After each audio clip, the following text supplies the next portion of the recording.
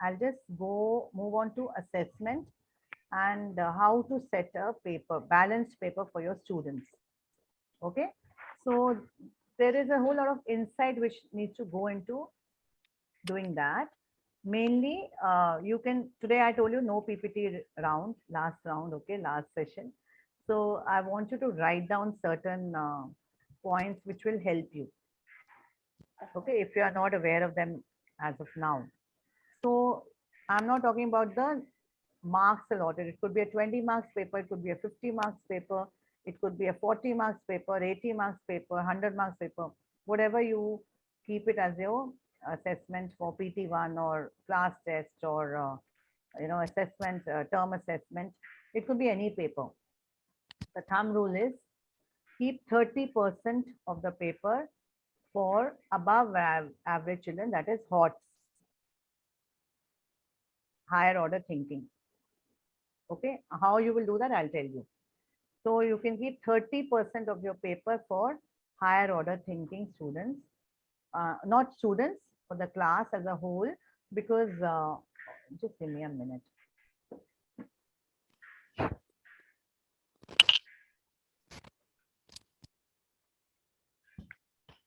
Mainly because you need to stimulate thinking skills in all your students, and especially who are already in that mode, to encourage those children also to find something exciting and you know uh, worth answering using their insight and common sense and knowledge, using all these abilities to answer those hot questions.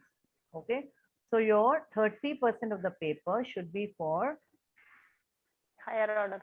on higher order Higher thinking, order thinking. which you're already well aware of now. What is higher order?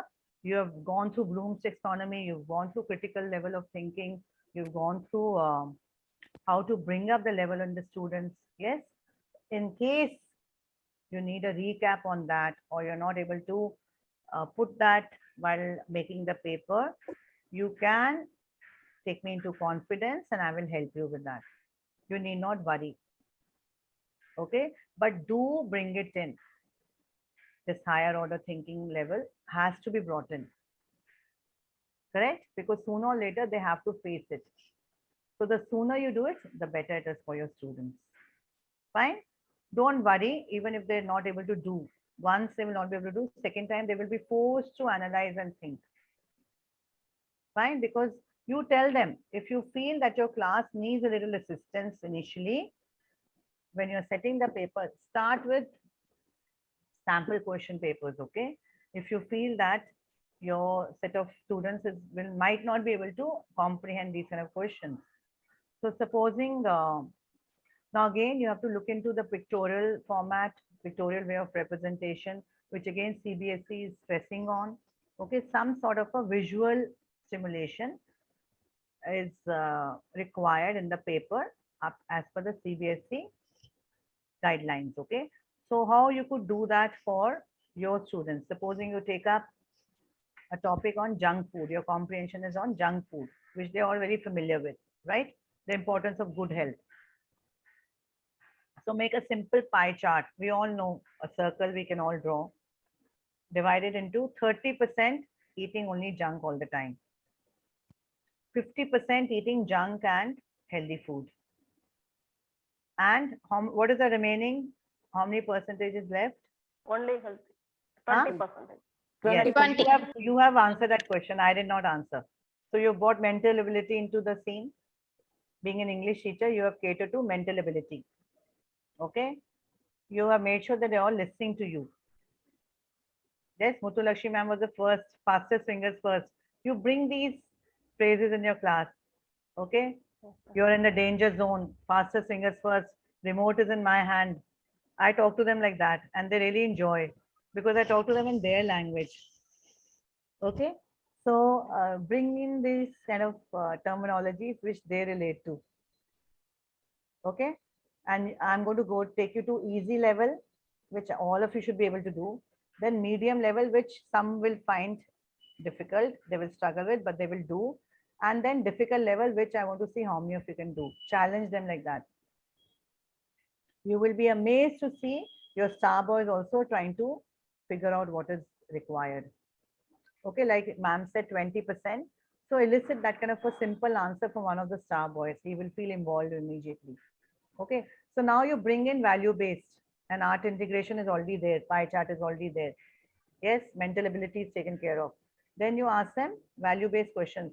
What do you think that 30% will end up in? Ma'am, lots of health issues. They know that. Elicit answers from them. Do you think they'll be, ask them yes or no, healthy or no? Why? Because health junk food is bad. Bring in that fact once again. Why is it bad? It is not good for our health. Why?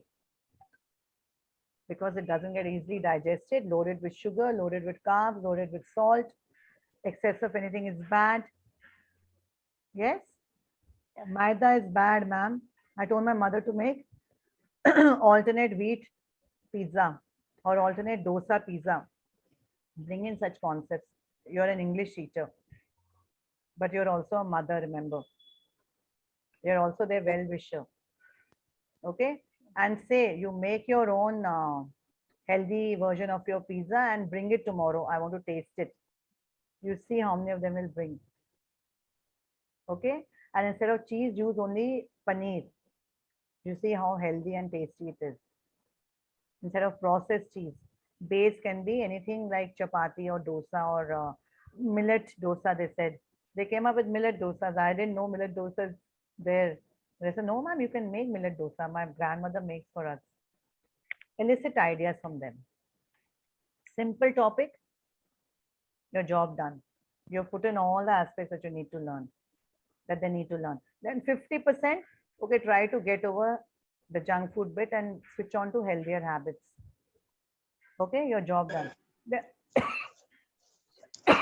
Then that 30%, appreciate them and say that you're really proud of them, that you have not succumbed to peer pressure and eating only for taste. You worship your body like a temple and put in only good things in it. Good thoughts, good food. They say how you eat is the way you become, right? So try to put that Ayurvedic concept also in their mind. They say जैसा खाओगे अन्न वैसा रहेगा मन. You know that? The ones who understand Hindi, an means food. The way, the kind of food you eat, you know, manifests the kind of thinking you have, the kind of mentality you develop, the kind of attitude you develop. Okay, so that is one thing. So your simple activity in the class, and then base your questions on that. You could give like three. If you're making MCQs, now again the board is saying make MCQs. Okay, form MCQ questions. So how will you form MCQ questions on the pie chart? I've given you basic questions, okay? Is it possible to make MCQ questions from the same set of questions that I've given you? Now, what is the base of developing MCQ questions, okay? Remember, you have 4 points, okay? You have to write about 4 different choices for every question. It is a big, big task, okay? Now, this simple technique which I've learned from hit and trial and research method is from the 4 questions and listening to experts on this. Okay, so you have to continuously do your research and be well equipped on your own. Okay, everything is available freely on YouTube, freely on internet. You don't have to pay anything except devote time and interest and enthusiasm. That's all I'm here to infuse. Everything else is there within you, right? So what the expert says, since there are 4 choices, the STEM question, that is the base of your question, like, do you think the 20% will land up in trouble? Like, give them combinations. Okay, it could be something on science based also. On all this, English is just a language. Okay, if you've chosen such a topic, you can write they will land up in measles, headache, or obesity. Then the second choice can be obesity, diabetes, lethargy. That is the only right question, right answer. Then lethargy, hurting their knee, or anything else, playing, wrong. So, and the fourth can be playing, doing very well, and healthy. Totally wrong. So, one answer should be absolutely wrong. Okay, that is a way to formulate the answers once you have mastered the technique of framing the questions based on the comprehension. I'll just stop here a bit and tell you that the comprehension topics also be very well looked into. Don't just choose anything that comes your way. Sometimes you're pressed for time. Devote minimum half an hour to 40 minutes in choosing the right kind of comprehension that you're sure will add on to their knowledge, to their language acquisition, to their interest. If a child finds the comprehension topic interesting enough to answer, automatically he will do well. Do you understand that? I request all of you to mute yourself. Kantimati ma'am, I think you're unmuted and we can hear background noise. Yeah. So choose a topic very, very carefully. You should find it interesting, first of all. Okay. Then, secondly, like I'm telling you, junk food, base your questions on something that they've learned in science also. There's no harm. Good morning. Namaste, ma'am. I had net issue, ma'am. That is why I No got issues, ma'am. Just connected mute just. yourself. And if you want to share something, you can put it in the chat if we're not able to hear you. No problem, ma'am. Or you can WhatsApp me also. Okay, ma'am. Okay, ma'am. Just mute yourself because otherwise my voice will echo. Okay. So that Okay, is ma'am. one thing. So first is choosing the right kind of comprehension which you think that your students will enjoy answering. And it aids to their knowledge, interest, creativity, and it gets them excited enough to answer. Okay. It creates a level of interest. Okay. Secondly, framing the questions, as I told you, can anybody repeat what I said? One should be absolutely wrong. Okay, it could be any of the choices A, B, C, D. One, a little bit of both right and wrong. The third choice should be very close to the answer, but not exactly the right answer. Like how we have KBC 50-50. Okay, that 50-50 choice should be given so that the child is forced to think which one is there, which one is the correct answer. And he rereads and tries to find out on his own. So it should be right, wrong, and closely right. One absolutely wrong. Okay, start with that one. That's the easiest. One Absolutely little wrong. right, a little wrong. One completely wrong. That's the easiest one to frame. Off the track totally. Okay. Second question, second answer, second choice. Halfway right, halfway wrong. Okay. Third choice, very close to the answer, but not exactly the answer. Okay. There, your higher order comes in. The child should be forced to go back to the paragraph, and if you want, if you think it's a long paragraph, you can put in the paragraph number if you want. It's up to you. You know the level of your students. If you're giving it as a worksheet, it's a good idea to put the paragraph number because that will hold their interest. Otherwise, they'll lose interest. I told you, remember, they don't have very high attention spans, right? So to engage them, tell them, okay, it's like a puzzle, treasure hunt for them. They have to look for the answer in that particular paragraph. Fine. And the fourth one should be absolutely bingo, correct? Correct. There should be no two ways about it. The third one should get them rethinking. So we all are smart enough to do that. Yes or no? So think like that. Now this consists only of the 30% of the paper. The rest of it, I told you, 50% make for the average child, which everybody can do. And 20% you should also ensure that the ones who are not able to answer direct I mean indirect question or twisted ones, should be able to pass. Everybody should get at least 4 to 5 out of 10 in the paragraph, in the comprehension. It shouldn't be so difficult also. So 5 is what you're aiming at from everybody. Okay. 7 from half the class and 10 out of 10 from higher order. Correct? So you have to keep the child's mental faculties in mind while framing the question paper. This is the only area which you really need to look into. So devote a little extra time. See, everybody is given at least 3 days to 4 days to make a paper minimum, probably even a week at times. Yeah. Am I right? Nobody will force you to send a paper the very next day. Yes, ma'am. Yes. So we have enough time, right? So what I do is, if I'm given, supposing 4 days to 5 days, I'm giving the paper setting on Monday and I have to submit it on the following Monday, right? I start thinking that very minute and start Google my search in the Google setup to find, like supposing I'm making a paper for class 7. So if it's first term, you look at class 7 level only. If it's around till October, don't raise their bar at that time, because they've also come from the previous class. We cannot expect wonders. Okay. And especially because of pandemic, we have to be a little more considerate, right?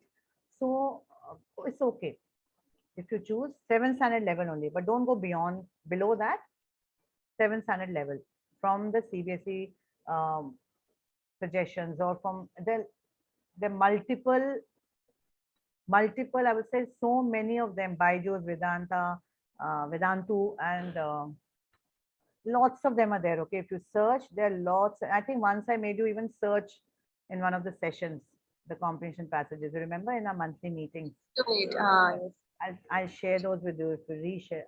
Naveen, ma'am, if you have a track of that, just reshare in the group.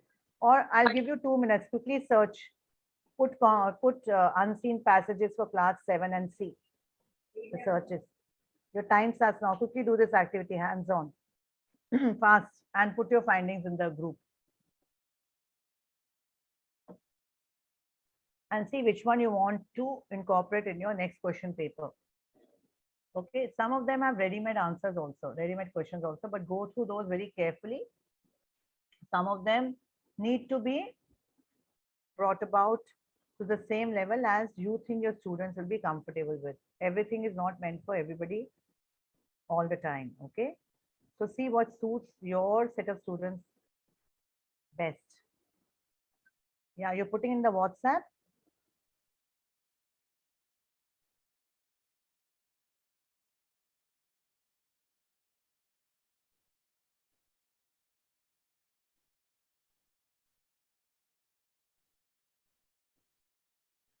Kalavani ma'am is there.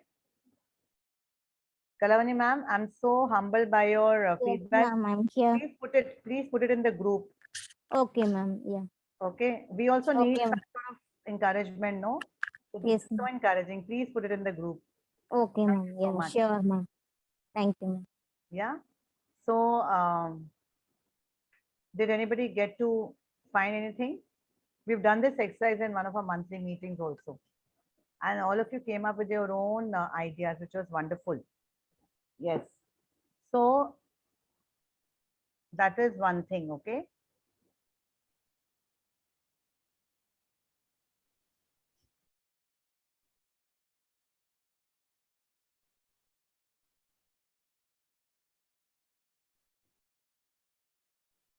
Fine.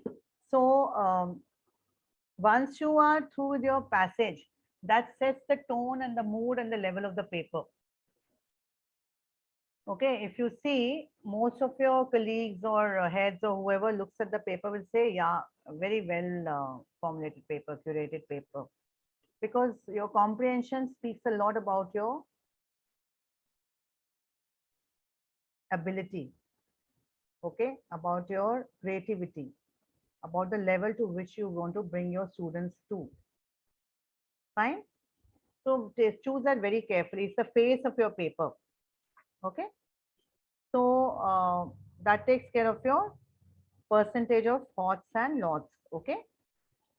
Then I've told you about MCQ. Are you all clear? Because if you do it hands-on, you might face certain issues. Please feel free to contact me anytime and clarify any doubt or any kind of assistance which I can be, of to you. I'll be really, really happy.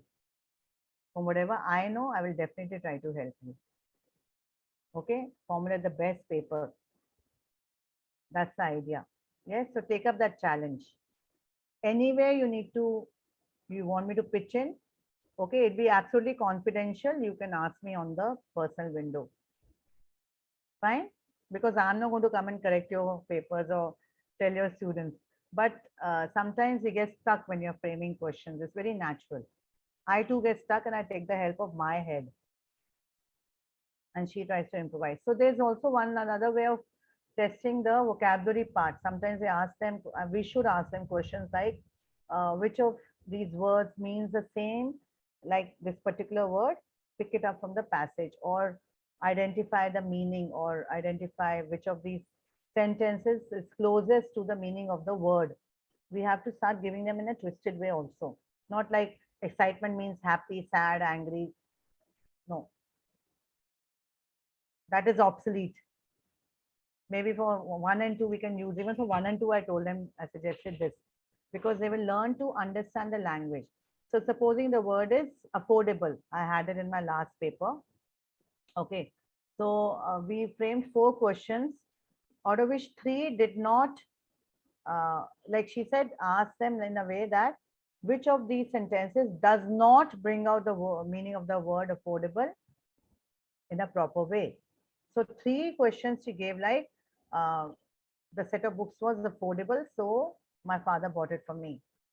Okay, this dress was affordable in the sale, so my mother bought it for my sister. So everywhere the word affordable was used in the right context, except for one sentence which had a very ambiguous meaning, which in which affordable was not used in the right way. So the child has to identify which sentence does not bring out the meaning of affordable. So that does not negative question can also be asked, because some children while reading do not read the word not, and they keep wondering what the question is all about. So tickle their sensibility like that. Abhidhamma ma'am, you understood what I said? Yeah, you're looking a little lost. That's why I'm asking you. You understood? ma'am. Yeah. Yeah. So you Yeah. found that interesting, is it? Yes, That is ma'am. why you were so in. Okay, fine. Thank you. So bring out, innovative techniques to test them. So this do not, kind of forces them to think beyond what they've learned. Okay, because they have to pick out the odd one out. Fine. So then again, pictorial representation I told you is very, very important. Okay, because we have to cater to all sorts of learners. Fine. So when we give them some visual stimulation, we help them to analyze that level of Bloom's taxonomy and then create the answers.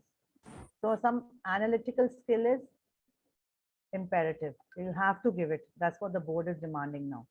Okay, whether they have the same pattern or no, it's a good idea to bring in some sort of a data analysis question in the comprehension, even for English. When I read it for the first time last July exactly, when I was formulating my PT1 question paper, I was also a little taken aback by the idea of putting some pictorial representation in an English paper.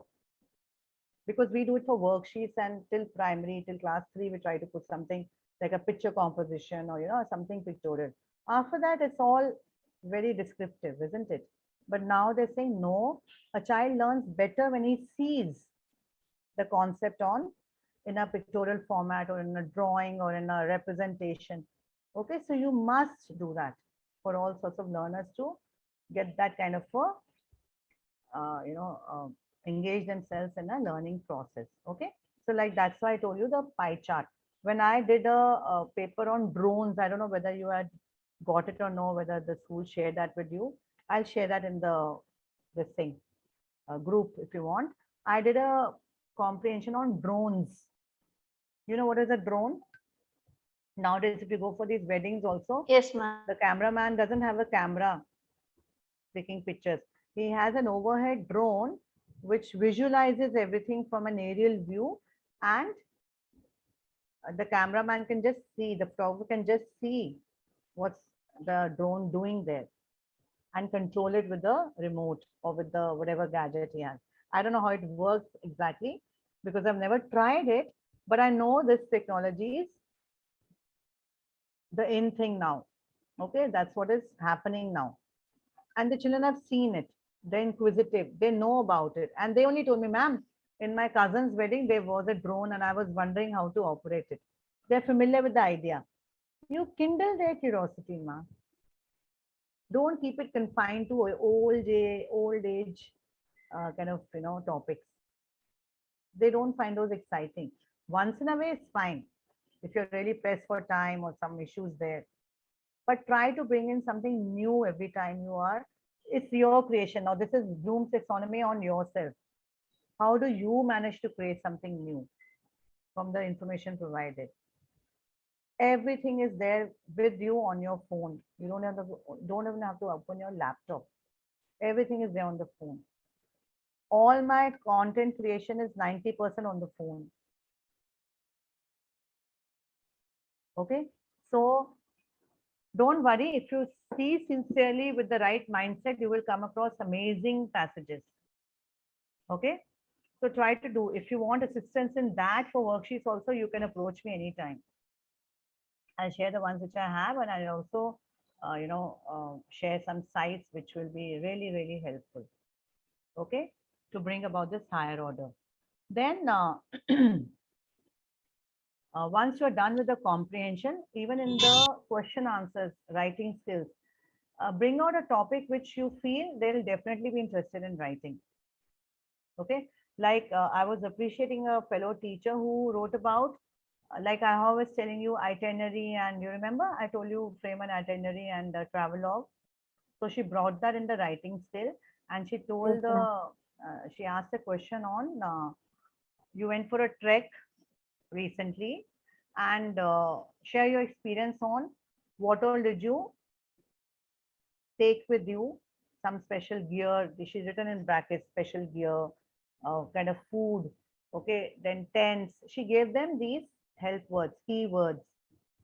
Okay, theme words they're called. Actually, in the English terminology, they're called theme words. Like how I showed you that um, value of flowers, and I asked you words which mean the same. You remember that activity we did? Yes or no? Did we do that here? Did I show you value of flowers and ask you to pick out words like rejuvenating, refreshing? Did we Yes, do that ma'am. here? We did, I think. We Did we did, do it? ma'am. We Yeah, did, ma'am. We we did. did, ma'am. So Did. remember, you had the same mindset and the same kind of ideas coming. So give them a theme, like a trek will require this. A set of do's and don'ts. A water bottle. Where will you get water? You can fill it up from the springs, the overflowing springs, natural water for the first time. These children would have seen. So bring out the curiosity levels and the inquiry based kind of education. This is meant for, again, I'm repeating, a smaller group of students. But when you set out to do this task, you will be able to group also with little bit of tweaking here and there. A good idea is to do the noisy part of it in the lunch breaks. Okay, where they will be excited to share ideas, they will brainstorm, they will scream because they're excited, they will scream. It's okay.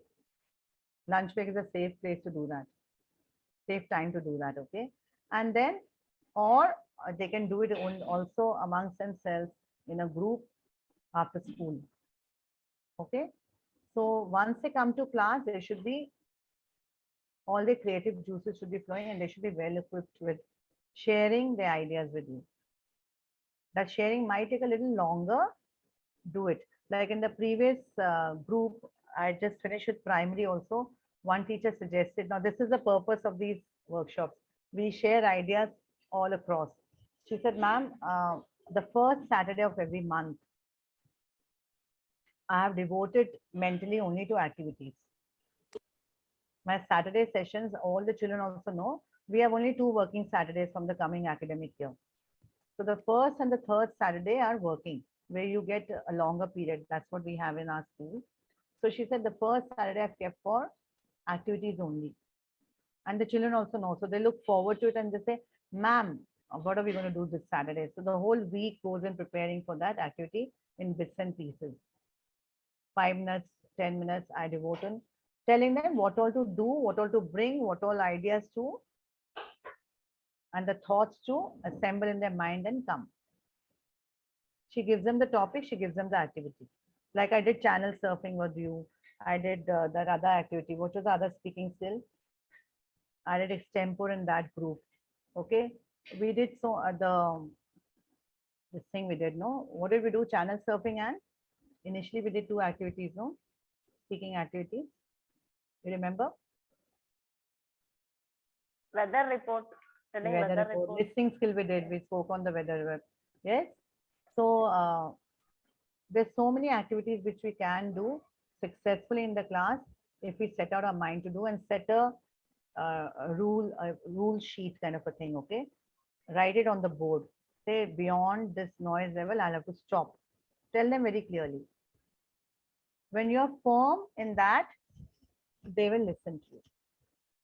Okay, and the ones who don't also will be pulled up by their friends and told that why didn't you listen, ma'am, I had to stop because of you. So automatically everybody else will also cooperate. Okay, keep all these learnings in mind. Okay, and try to incorporate as much as possible in your curriculum as well. So when you list it down in your lesson plan, it becomes easier for you to incorporate it in your teaching methodology. Okay, because somehow we also have a tendency to forget the new kind of innovative methods that we want to incorporate. So when you consciously put them in your lesson plan, you will be able to do it easily. Just think when you're writing the lesson plan, think out of the box. Cyril ma'am, Zameen ma'am, Bharti ma'am, all of you, your lesson plans should be a mirror of what you are going to do in the class. It should reflect your knowledge, reflect your creativity, make you stand apart in your school. So this is teaching in education, okay? It's a very nice platform. You can subscribe to it if you want. No harm in exploring, researching, do your own findings. That's the best way to learn. Using assessments. Educators must use assessments as a tool to. If the audio is not very clear, read it and I will again share it in the group. Don't worry. Primary goal assessments. It must be used informatively to pinpoint when students become lost. When students are lost, teachers can intervene through assessments. Teachers can decide to reteach, move on, or change teaching strategies. Now, on a larger scale, assessments are used for. So a grammar topic or any other prose, you must be seeing students asking you sometimes, ma'am, that particular topic we didn't understand well. Can you revise? So that gives you an insight into how much you put in for a particular topic. And the next year round, when you're doing that particular topic, you'll remember that you have to go a little more in depth into that. That might be a problem area for some children. So it gives us also way to analyze our own strategies, right? Or evaluation as well, which is different. Assessments still evaluate whether or not students are learning to read, write, and do math. When it comes to standardized testing, they serve the purpose of identifying gaps within an entire school or a classroom. So assessments can identify deficits in both the classroom and schools as well. It's always important in both life and in education that we learn from our mistakes. So that is, say, making your classroom a safe place to make mistakes. And teachers should want to show students that hard work pays off. Assessments provide intrinsic motivation and a payoff for studying very hard. So the students know where they stand and how much more they have to put in. Okay, so a good idea is till 8th standard, there's no need to wait for the summative assessment. The next video is on that only. Give them oral tests, pen and paper tests, just 5 questions. Okay. Some of the questions, my favorite way is to tell them to write the answers on their own and come. Whenever I do finish a text, okay, I give them a day to write the questions on their own and come, share that in the class, and then I give them a set format. I do give them a set format because some of them are not able to answer properly. So for everybody's benefit, the regular way of giving them questions or dictating or giving them as a PPT or whatever is fine. But you must elicit answers for them also while doing the text and after it. It will help you give a clear, and you will also get a clear understanding into how much you have delivered and how much they have received, both ways. Fine. So your job does not end after finishing the lesson. Eliciting answers, brainstorming, alternate headings, alternate endings. Okay. Personalizing the text, like I told you, like Salam ma'am also shared. Imagine you're so and so is a must. Okay. So right now, I just want to say thank you very Okay, much for that's your enough. time. That's the end of the video. Okay. So this is what he says about assessments, and we all know this. Okay, it gives us a clear-cut picture into how much input we have put in and what is the output. Learning objective, learning outcome. That is a short way of testing. Okay. Now another informal, there are lots of informal ways.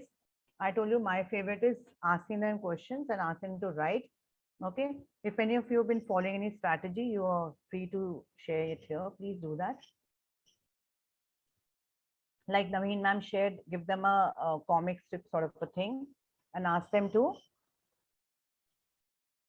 draw pictures and write something. Another way could be again dialogue form, the same comic strip. Tell them to do a role play, like for ma'am was mentioning fair play. You can ask them to, write, like take up dialogues. One could be Algu, one could be Juman. I did that now recently also. Okay. So ask them while the story is going on, ask them, one character from each row so that the whole class gets involved. Okay. And one could be even the narrator. So take up reading in a fun way instead of just monotonously reading. Okay. And then after halfway through, since it's a long lesson, part 2 can be taken up by another set of students. Right? Somebody else can become the same character. So that way, at least 8 to 10, almost even 12 children you would have involved in reading that particular lesson. Then Tarot's reward, you can have another set of students or whichever, you can indulge in that role play kind of reading once in a way to involve the entire class. Okay, so that you could do, and that is a way of assessing reading, because at one point of time you have assessed 15 children for reading instead of calling them one by one. So in 2 to 3 days you've finished reading assessment, right? And sometimes it's even a good idea to reread the lesson again. It registers better. Some of them get so well acquainted with it, they start reciting the dialogues after closing the book also. Have you seen that? Some of them are so sharp. So that takes care of your ERC, reference to context. Yeah, it's okay. It'll hardly take 2 days to read the chapter. Then the question answers will come flowing in automatically because they've comprehended and understood the lesson. Let them come out with their own answers. Let them come up with multiple. I even tell them to make MCQs. Okay. And one more very nice way which we assess them sometimes is error correction. I think you all know that. Did I mention that? Give them something wrong in the sentence or in the answer and tell them, is it right or wrong? Bring up errors in the class, ask them to identify. I think Sarla ma'am also mentioned that. And they'll be very happy to point out our errors. Say, I need help. Can anybody tell me? Okay. Make them take up the responsibility of answering. Help them to own that lesson and say, no, ma'am, I think this is what will fit in here. Okay. You can even do that with a word, with, while teaching vocabulary. Like I told you, give them 3 right meanings, 1 wrong meaning. or give them 3 wrong meanings, 1 right meaning. Either ways you can do. Okay, so try these kind of methodologies which engage the students in a more interesting way, where they don't feel that they are studying. They've learned everything in a activity based format. Short term assessment, I don't know what you call it in your school. Summative is your term assessment basically. Okay, can you all see the video? Yes, ma'am. Okay. Yes, ma'am. This is summative, means a term assessment. Okay, where you have, try to assess the child on whatever is learned throughout the last few months. Okay, it happens mostly twice in a year for most schools, right? Others are all the periodic tests. Okay, Education, summative assessments, evaluation of long-term learning. So why should you use Who told you? summative assessments in Jagan. education? Message me when you Summative reach. assessments are absolutely necessary because children in schools need to master essential skills and knowledge to be successful in life. Students should not be pushed to a grade. When should you use a summative assessment? So here, one more thing which aids your value-based learning is make it normal to fail. If the child has failed for some reason, you have to just ensure that it doesn't fail the next time. That is your responsibility. Okay, it's not the child's fault. He is loaded with something that is playing on his mind. Now, you have to design a strategy in which you ensure that he doesn't fail the next time. Yes. So those strategies I would want you again to share in our group. I did share some of them, like I call them star boys, and get them closer to me and repeat the story like a story chain again and again, again and again. Supposing we have 5 lessons, if you do it twice in the class with them, third time they will be able to realize what comes next and answer. Okay, so try some strategies which work best for your own students. You know their Summative well, assessments you know are their something level. that should be planned for. Students should be afforded ample time to study and prepare for these summative assessments. Summative assessments should be given at the end of units, periods. Help them to form a revision timetable if you haven't been doing it. Okay, for each subject, and for your subject, you tell them this is what we're going to do.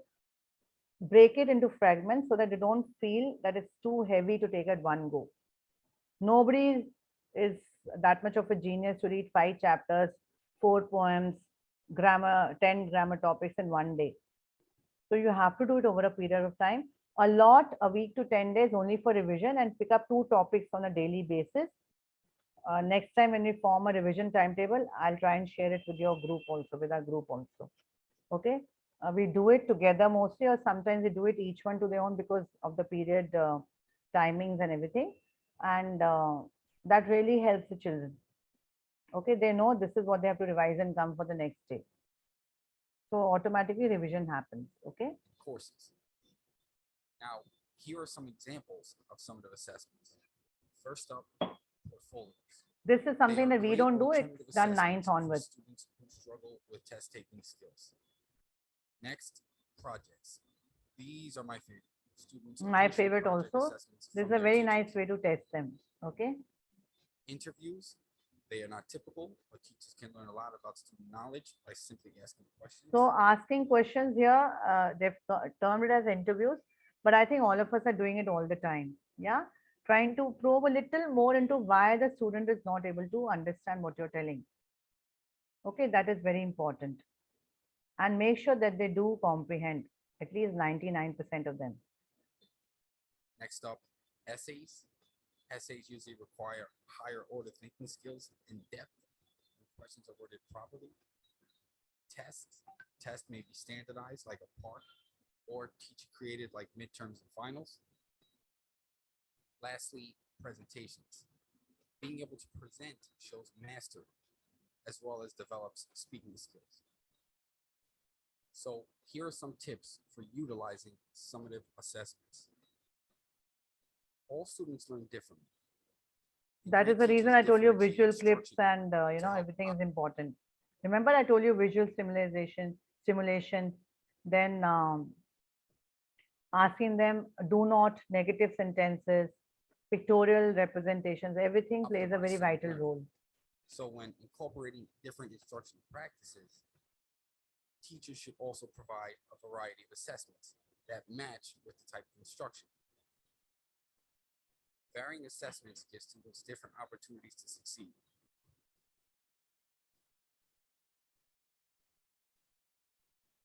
Clear instructions, very important. Provide clear instructions. If a student does not understand the questions, you can't expect them to get the correct answer. So we have to understand what we want to ask and assess first. Sometimes, like clauses, Next. we ask only identify the clauses. Okay, we don't ask them to fill in or write anything about it. We just ask them to identify. Like ma'am did clauses yesterday. So how to pick up? Which are the describing words? So it has to be a adjective clause. Which are the naming words here? It could be a noun clause. So some grammar topics have to be, each grammar topic has to be handled in a different way. So some require only identification, some require only fill-ups. So you have to see how to assess each topic, okay, in an innovative way. Have students show work. There may be times when students forget to circle an answer, or maybe they make a small mistake. Nevertheless, a minor mistake should not have a major effect on a grade. Depth of knowledge. Simply being able to recall or recite information isn't enough anymore. Assess students' ability to synthesize, apply, evaluate, think Bloom's So Bloom's, taxonomy, and we've Webb's done so depth of well now. knowledge. I think we've done it quite in depth. Give students enough time to test. Standardized tests like the SATs are a little bit different, but students should not have to rush through a test. Like there was a student, I don't know whether I've shared this with you earlier. There was a student in my class who had come from another school in sixth standard. Okay, in the first PT, and he was an avid reader, an excellent child, very smart, very intelligent, used to ask me all sorts of questions. So from such students, automatically as teachers, we expect full marks, right? But when the paper came and I was checking his paper, he had only got 20 out of 50. I was a little taken aback because I expected 50 out of 50, if not 50, at least 47, 48 from him. And then when I confronted him, he said, ma'am, in my previous school, we were given a 20 marks paper and given 1 hour for that. But in here, we are giving a 50 marks paper and still we have only 1 hour. So I wasn't able to frame my answers in the time frame given. Then I told him this technique that you must, understand that this much time only you have to devote to this section. We break it down and tell them this point is very important. Empower your children to understand the value of time and how much time they can devote to each section. That is also very important. The same goes for us also. If the comprehension is lengthy, we cannot devote 1 hour to comprehension in a 2-hour paper. How will you finish the rest of the answers? So there the reading ability comes in, where you can read fast, skim and scan for answers, go back to the questions. Once again, when you read the passage, all the answers come to you automatically. That is where your LSRW skills come in. That is why reading, I told you, takes a backseat, which is very, very important. And tell them, see, your paper is going to start at 8:30. Your paper has to end at 11. So they keep asking, ma'am, how much time is left? Ma'am, how much? They are very inquisitive that way, okay? So you tell them half an hour over, 1 hour over. When you're invigilating also, it's a good idea to tell your children because they're engrossed in writing. So I tell them out of these 4 sections, comprehension should not take more than 40 minutes. Your writing skills should not take more than 20 minutes. This should not, your grammar should not take more than 15 minutes. If you're taking too much time, come back to it, finish the rest. Because literature is something, it is in their hands. They already know all the answers. Some students even start with literature, though I tell them not to because they miss out the answers in between them. They don't remember which section they've done, which question they've done, because if they're mixed like that. But then tell them to do one section as a whole at one time. If they're touching section D, which is literature, tell them to do the entire section. Okay. And literature should take a major chunk of their paper. So 2.5 hours means 1 hour has to be given to literature, because one, it carries 40 marks. Two, they know all the answers. Three, they should be able to write the detailed answers also to the best of their ability. They should have enough time. Okay.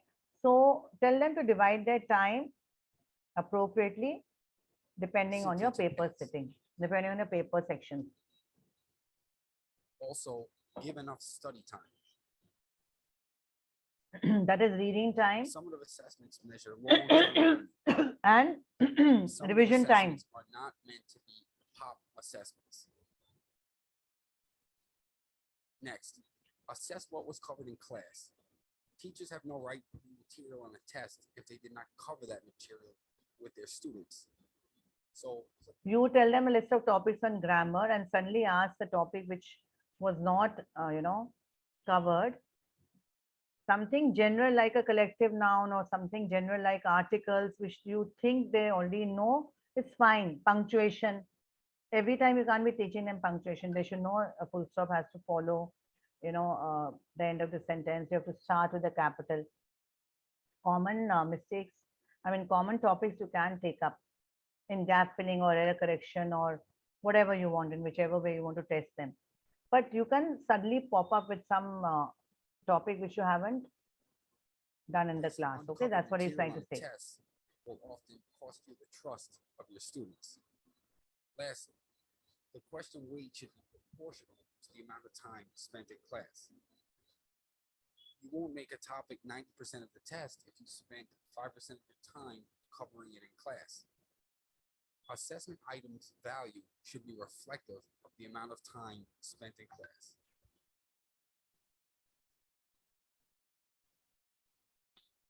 For those of you interested, this is a nice channel to subscribe to. I haven't subscribed, but I keep looking at it, browsing when I'm browsing. So it's a good idea to, do your own learnings, be a self-motivated learner, and share your ideas. Okay, so that's one takeaway, very important takeaway that I want all of you to stay with. And I would just like to leave you with a set of activities which we had formulated for our school as a team. And again, I won't say heading the team, but maximum contribution I was asked to do since I was already into that. So some of the activities for each of the skills I'd like to share with you, so that you find it easier when you're conducting activities sometimes. And please, you're free to share and add on to anything else. Okay, I'm giving you a lot of choice so that a child who's not very comfortable telling a speech can tell the next activity. So try to give everybody a chance for some activity or the other. Don't keep repeating the same children for each activity, for all the activities. Okay, try to involve everybody. So one is prepare speech. Two is just a minute jam. Okay, where you just give the topic and tell them to speak in a minute, for a minute, any relevant information on the topic. Okay. Two is now this is something that I've shared with you. It's a TED talk. Now, what is the difference between a speech, okay, and a TED talk? A TED talk is usually an inspiring experience by the same person. Yes, ma'am. Finally, it's come. Okay, good. Nice to see you, ma'am. Yeah. Thank you. Okay. So a TED talks about your own experience, which may inspire others. Okay. It's usually done on a public platform, like how I told the first video which I sent, which I shared with you, was a TED talk about teachers. You remember? Yeah, that was a TED talk. There are lots of TED talks on the net. I had actually shortlisted a couple of them for you. I'll try to share them in the group. Okay. So TED talk could be Again, another way of, something that has inspired them, changed their mental setup, helped them to evolve better. Children love it. They love to talk about their experiences. Okay. Like I gave them a TED talk on the importance of when I was doing fair play. I said, now this simple activity I changed into a TED talk. Okay. To arise their curiosity levels. Okay. Arouse their curiosity levels. So I told them, share an experience where it could be imaginative also, where you see your best friend stealing somebody's pen in the class, okay, when nobody is looking, but you have seen it. Now you have two ways. One, two options. One is to confront your friend. You don't want to do that because you will lose out on your friendship.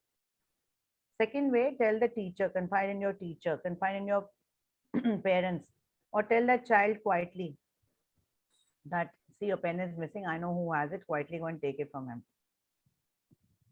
You can take the responsibility on your own. So I give them choices like this. The TED talk one boy came up with was, ma'am, I have actually, some of them would have experienced this, okay? Because it's a very common scenario in all schools, right? So I told them that, what did you do? He said, ma'am, I actually faced an issue like this. So I said, what did you do? He said, ma'am, I quietly went to my friend and said, what you've done is not right. I don't want to tell anyone. It's with me. Your secret is safe with me. Just go and quietly keep that pen near the teacher's desk and say, whose pen is this? It had fallen here. Nobody will realize. Okay.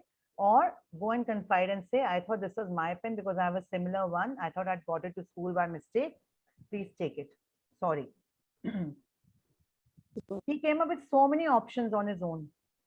I didn't have to do anything. That is your TED talk. It doesn't have to be an elaborate adult talk, though children have also spoken wonderfully well. Check out the TED talks by children. Okay, they share their amazing journey.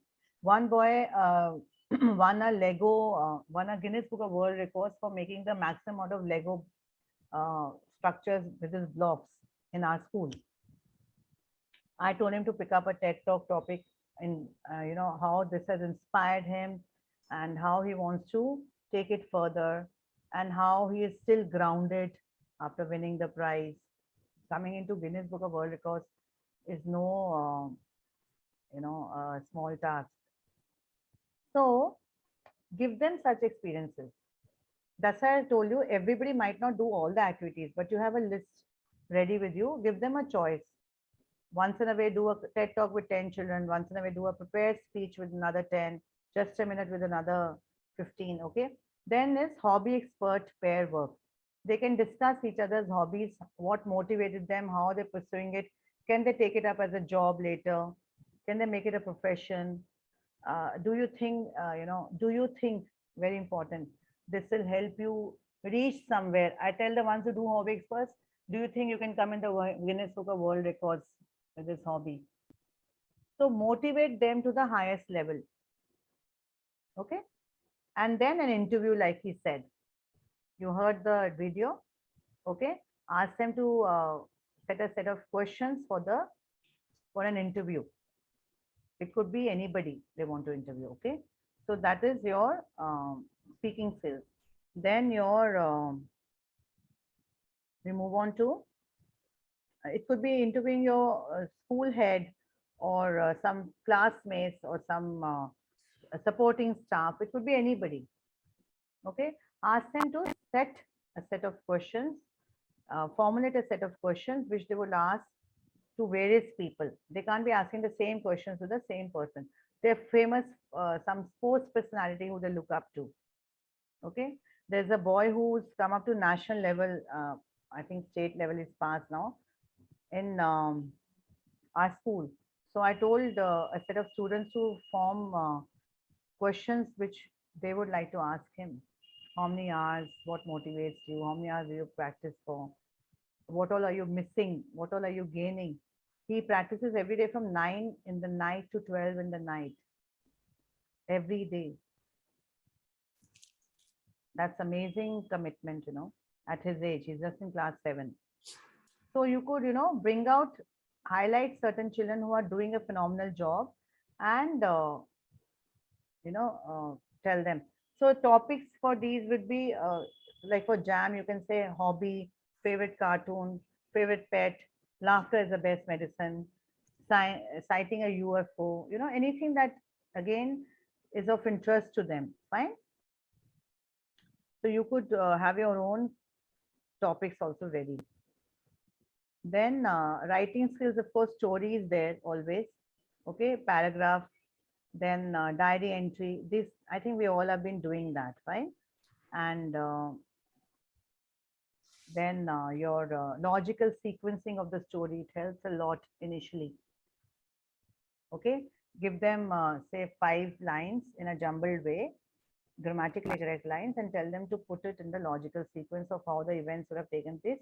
You can even show them a pictorial representation of it, which will help them. Okay, so story writing with open-ended this thing title, give them a clue opening sentence, or with hints, up to you. Initially it's a good idea to start with hints. Okay, and there are lots of topics in your grammar books also. Then paragraph, of course, is there. You could even like ma'am was doing poetry, you can even tell them an alternate line which they would like to add in the poem. Like for trees, I'd just like to take it forward. When we were doing trees, I told them, he said, ma'am, timber, like I told you, they put eye drops, teardrops under timber, which goes so much, in telling us the creativity levels of the students. And then I also told them to give me 4 more sentences which will add on to the poem, telling about the, trees, how they are so important from that point of view of soil erosion, climatic change, Rain. bringing rain, correct? Okay, so that part of that aspect of the importance of trees, which the poet has probably missed, they added on. Even if it's not rhyming, it's okay. You've aided to their learning, brought them to a higher level, right? So think beyond that. And then you could even ask them to write some limericks. They enjoy writing limericks.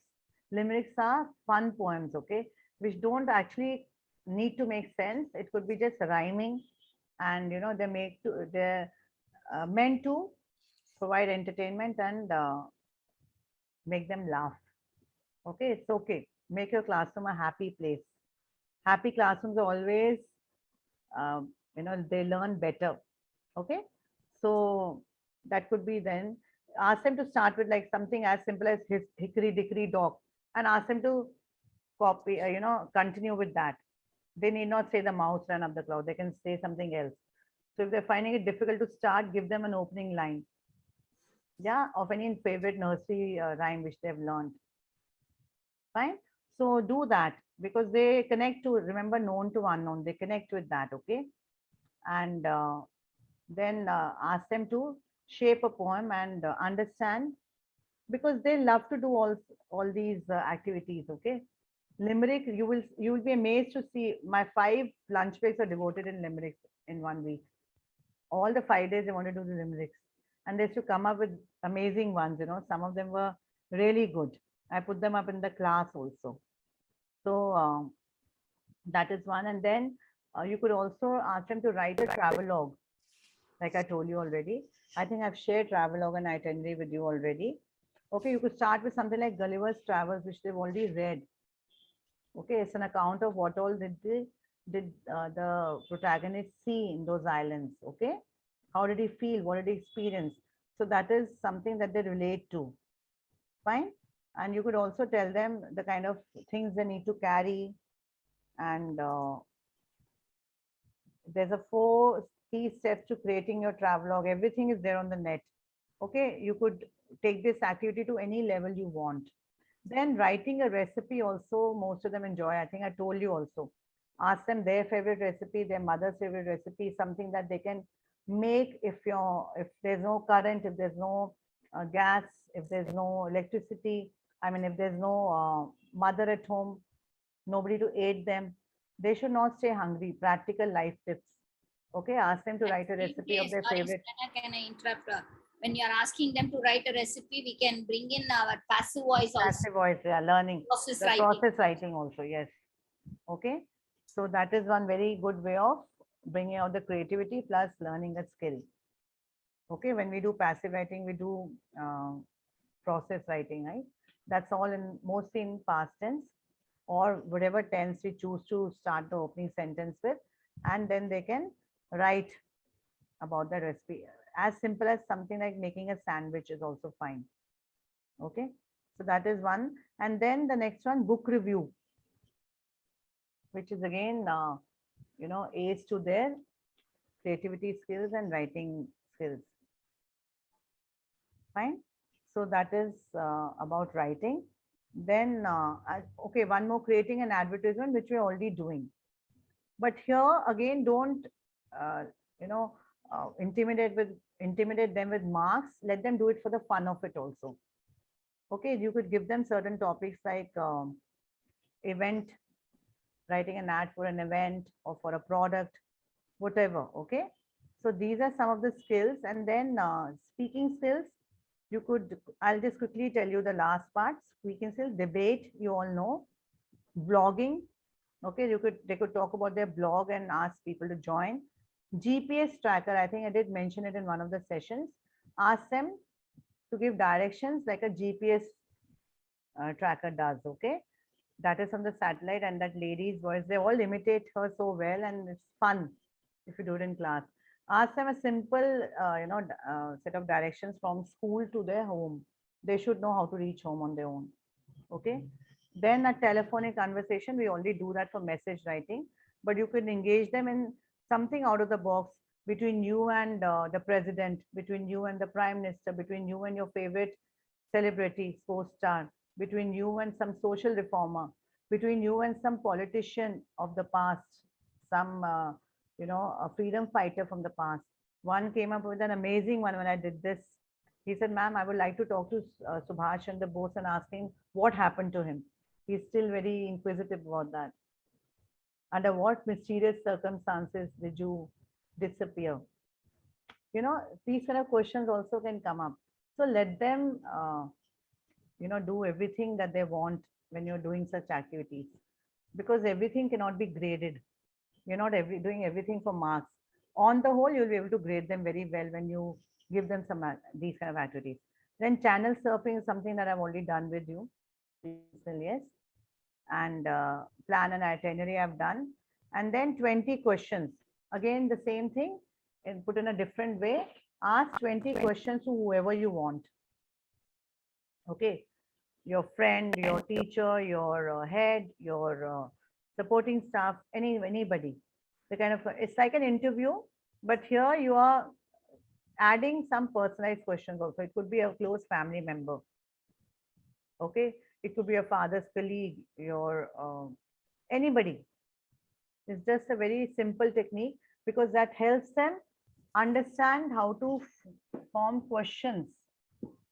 Okay, some could even be like when they watch KBC, they are able to understand how to form questions when they see such quiz shows and talk shows. Okay, encourage all that. There are lots of nice documentaries which come on BBC. Encourage them to listen to those. See if you can get a recording of any of them, which might interest them.